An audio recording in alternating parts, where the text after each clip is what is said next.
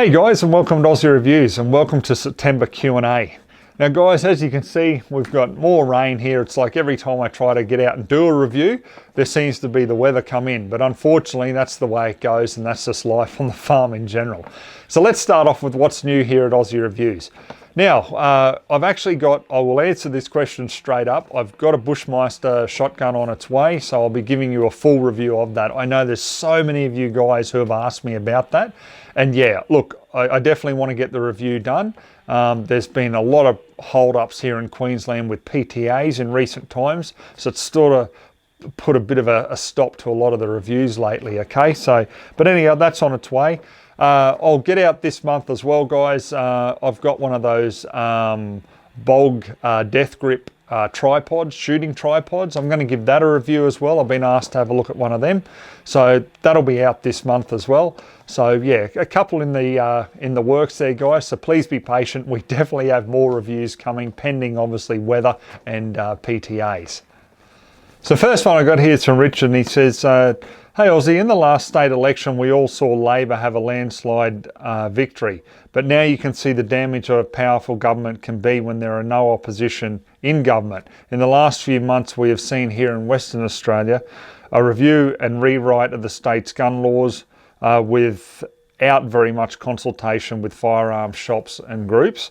They're going to make it nearly impossible for anyone associated with the bikie gang to own a firearm. The new laws will make police able to take a firearm off anyone really straight away. That's a grey area. They have made the licensing system here in WA overcomplicated. For example, I've got a mate in Perth who has a shotgun that is licensed to a gun club, but he can't use that firearm on a farm, so I had to go and buy another one for vermin control. What sense is that? Why double up when you don't need to? The release of data showing where firearms are stored in private homes was a terrible data breach. That's been swept under the carpet.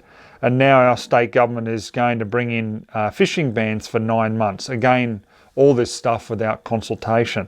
It shows how important it is to vote for the correct parties. What's your thoughts on this?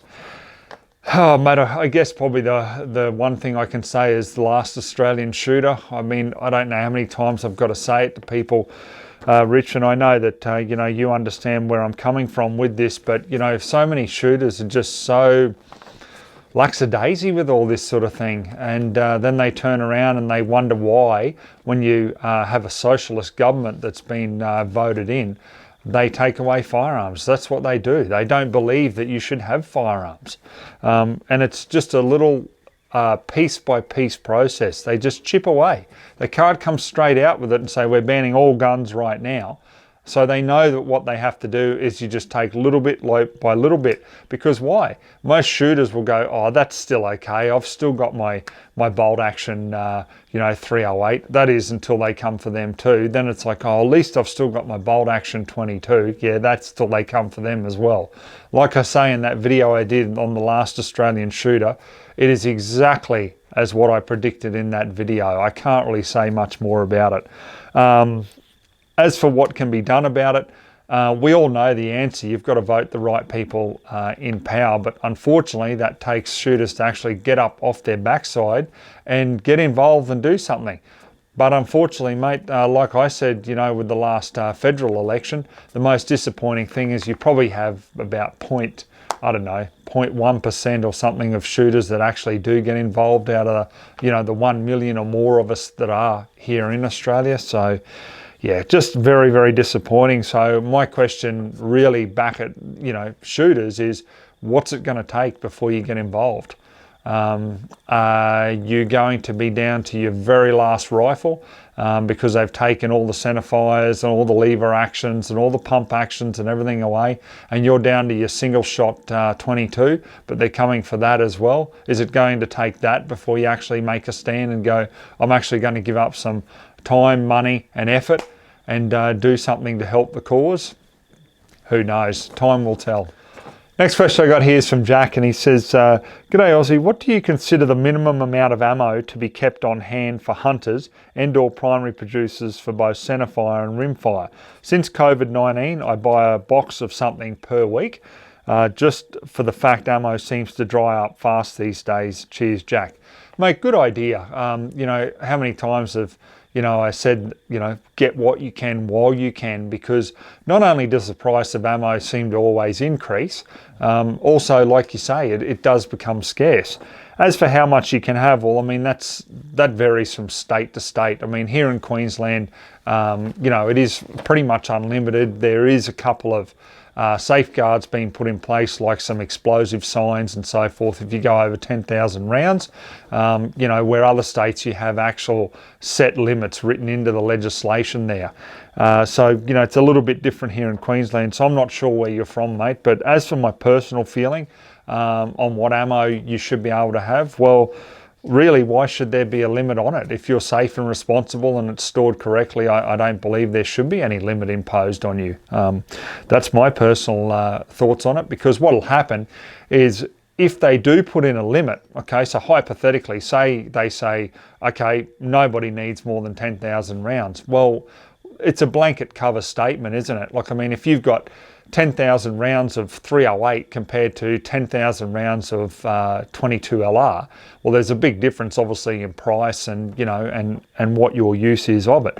I mean, I know if I have a bit of fun plinking of a morning, I mean, I've gone through a brick of 500 22 LR rounds with my Anschutz 22, just having fun for a morning. You know, so how long is that going to take me to go through 10,000 rounds of that? But I can assure you I wouldn't then go through, you know, 500 rounds of 308 in a morning. So, you know, that's where it becomes a little bit of a slippery slope, because once you agree to any sort of limit, well, what happens then?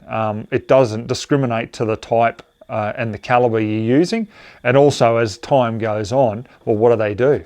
We just need to lower that number. So look, nobody needs more than 8,000 rounds, and then it just keeps going down till all of a sudden, you know, they make a big drama out of it and they go, well, why would anybody need more than 100 rounds? And then all of a sudden it goes down and down, you know, to such a degree that when you want to go out shooting, you've got to go out and buy a pack of ammo just to go out and have the shoot and then get rid of it all, shoot it, and then go and get another pack. And, you know, this isn't going over the top. This is stuff I have seen with their proposals before. It is just out of control. They want zero guns. I don't know how many times I've got to say it. And they will attack ammo and they will attack firearms until they get their, you know, desired result. And it's up to each one of us to push back against that. So yes, mate, I agree. Get what you can while you can. Pick up a pack of ammo each week. That's a sensible option there, because unfortunately with COVID, as we've seen, when they have, you know, gun shop closures, what do you do? What do you do for ammo? I mean, if you're, for example, running a farm, what do? Do you suddenly say to the feral pests, oh, well, I'm sorry, guys, there's COVID-19 here, so, you know, please leave my stock alone. Don't attack my cattle. You know, don't attack my sheep or whatever else that you've got on your farm. You know, it's just absolutely ridiculous, as most people would agree. So, yeah, get what you can while you can. Next question I got here is from Rob, and he says, hey Ozzie, do you still shoot handgun regularly? And if so, what's your go-to for 22 LR and 9mm? Cheers, mate. Well, no, since all the COVID stuff happened, Rob, I don't shoot it as much. And, you know, prior to that, I mean, obviously I was, you know, I'd carry a handgun with the feral pest control. So, you know, I'd still go out and do a couple of reviews. But yeah, it's just that little bit extra to be able to organise and arrange that. As for go-to for 22 LR, I mean, when I was doing the feral pest control, the Ruger SR22 was just fantastic. A little subcompact 22 LR pistol, ultra reliable, just a whole heap of you know, fun to actually shoot it. I really enjoyed using that pistol. Obviously there's, I guess, longer barrel options now to comply with, obviously, target use. So, you know, have a look at that pistol if you haven't already. I absolutely love it. I just really rate that pistol.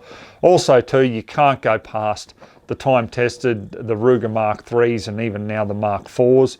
You know, you've got target versions, you've got all sorts of these silhouette versions, you've got so many different versions of the Ruger Mark III and Mark IVs, and they're just a great 22 LR pistol as well. I honestly can't go past them because they just eat everything you throw at them. You know, some pistols, for example, like the Beretta 87, you know, they recommend only using target ammunition in it, so, you know, high velocity they don't recommend.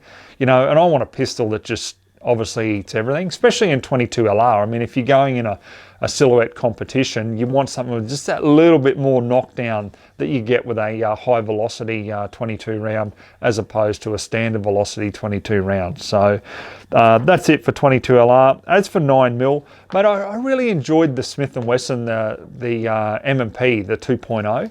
I think that is a really good pistol, felt great in the hand, and I just enjoyed using it in general. It's probably one of my highly, I guess, recommended pistols in 9mm. But then again, I am a little bit old school in the sense of I just love the Beretta Model 92. You know, I've used them a few times. I haven't done an actual review on one, but I probably should. And they're just fantastic. They've upgraded the different ones. I mean, you can get the M9A4 now, which you know, has the ability to put a red dot on top, and you know, and I just like the look of those Beretta pistols in general, so that's another favourite as well. So yeah, mate, any of those ones, I just can't see you going wrong with them. Next question I got here is from Will, and he says, hi Ozzie, I'm curious to know what you would pick if you only had 3 different shot sizes to have for a 12 gauge to cover all bases that you would grab a shotgun for. Well, mate, pretty much you've given me a lot of options with 3, to be honest. I thought it'd be more like what would be your go-to as an all-rounder. You know, honestly, mate, if it's 3 different sizes, I mean, you know, bird shot naturally, so, you know, like 7, 7.5, 8, something like that you could, you know, you could shoot birds with. And then something as a mid-range, you know, probably 4-shot, and then buckshot, you know, for pigs as well. But I mean, you know, using 4-shot, you can still knock pigs over with that. And I mean, geez, if you wanted to, you could still take birds, but just depends on what type. I mean, if you were shooting something, you know, small like quail or something like that, then obviously you'd have to, yeah, you'd have to be careful using that. You'd probably really want to go up to like 7 or 8s, in my view, with it anyway. Problem is, though, mate, you know, a lot of states now are banning a lot of the bird hunting. So, yeah, but in general, just to answer your question, that's what I'd go for. Now, the next part of your question here, Will, you've said, I'd also love to know which firearm that you've had, whether past or present, that you enjoy shooting the most on a recreational level. My favourite also happens to be the most impractical firearm in my safe, which is an old beaten up Bakel shotgun with external hammers. It doesn't do anything special, slaps you in the shoulder when you shoot it, and could certainly do with a re-bluing and refinish of the stock.